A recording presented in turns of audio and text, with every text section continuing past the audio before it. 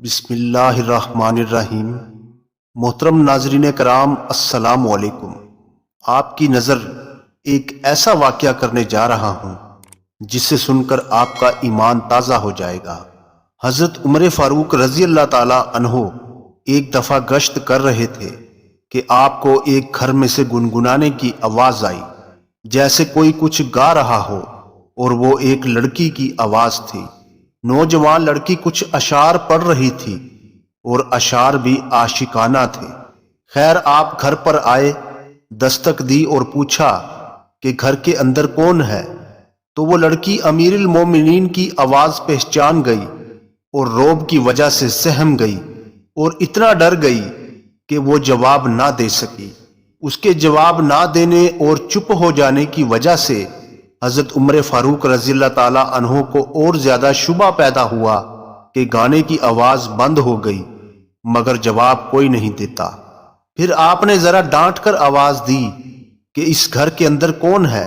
لڑکی اور زیادہ دب گئی اور ڈر گئی اور کوئی جواب نہ دیا۔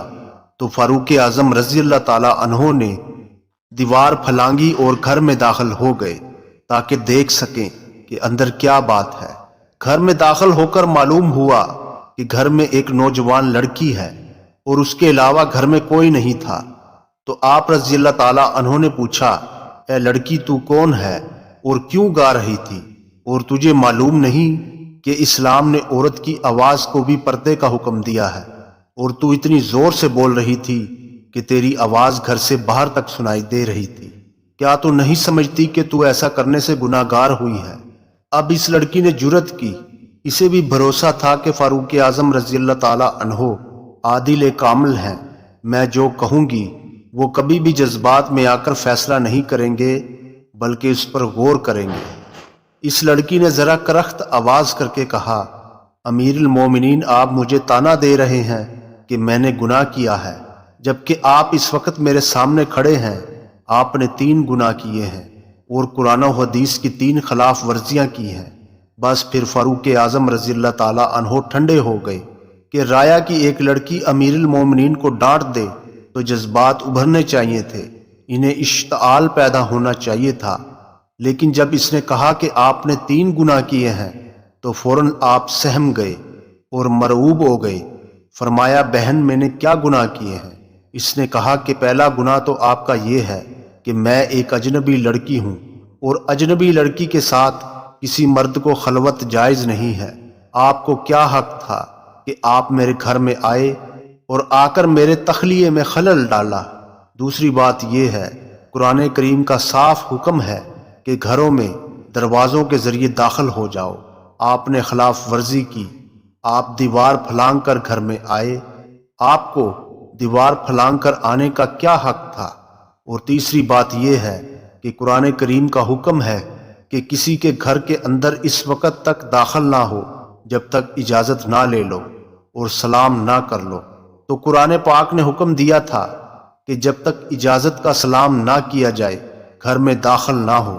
آپ رضی اللہ تعالی عنہ بلا سلام و اجازت کیسے داخل ہوئے؟ یہ 3 گناہ آپ سے سرزد ہوئے ہیں۔ لڑکی نے یہ ڈانٹ کر فاروق اعظم رضی اللہ تعالی عنہ سے کہا۔ اب فاروق اعظم رضی اللہ تعالی عنہ بہت شرمندہ تھے، وہاں سے واپس آئے۔ حالانکہ فاروق اعظم اور امیر المومنین ہونے کی حیثیت سے وہ یہ سب چیزیں کر سکتے تھے، لیکن اس کے باوجود انہوں نے اپنے آپ کو گناہگار کے مقام پر سمجھا کہ حقیقتاً مجھ سے غلطی ہوئی ہے، اور آپ تمام رات جاگ کر استغفار کی عبادت کرتے رہے اور اللہ کے سامنے روئے۔ صبح کو ضابطے کے مطابق آدمی بھیجا کہ اس لڑکی کو دربار خلافت میں حاضر کرو۔ چنانچہ لڑکی لائی گئی۔ آپ نے فرمایا، بہن، اللہ تجھے جزائے خیر دے، تو نے مجھے میری غلطی پر متنبہ کیا۔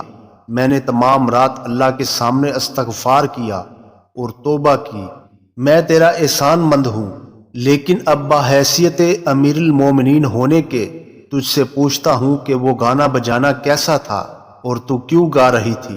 تجھے ایسے عاشقانہ اشعار پڑھنے کا کیا حق ہے؟ لڑکی نے کہا، امیر المومنین، اصل واقعہ یہ ہے کہ میں نوجوان لڑکی ہوں اور بھرپور جوانی ہے، اور ابھی 15 دن پہلے میری شادی ہوئی ہے۔ میرا خاوند بھی نوجوان ہے۔ آپ رضی اللہ تعالیٰ نے اس کو فلاں محاذ پر فوج کے ساتھ بھیج دیا ہے۔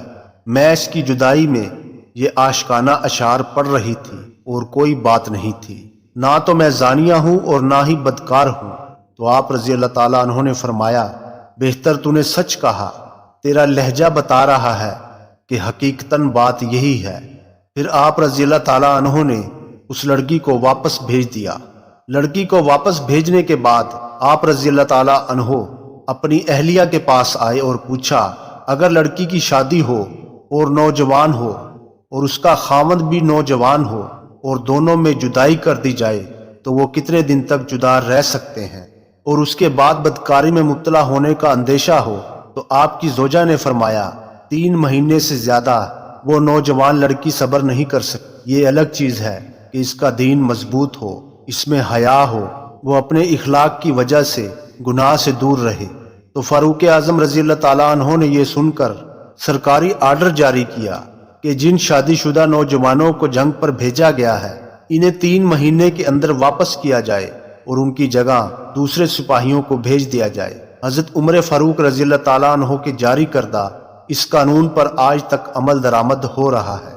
تو محترم ناظرین کرام، امید ہے آپ کو یہ ویڈیو پسند آئی ہوگی، لہٰذا ویڈیو کو لائک کر دیں، چینل کو سبسکرائب کر دیں اور بیل آئیکن کو دبا دیں تاکہ آپ کو ہر نئی آنے والی ویڈیو کی اطلاع بر وقت ملتی رہے۔ جزاک اللہ۔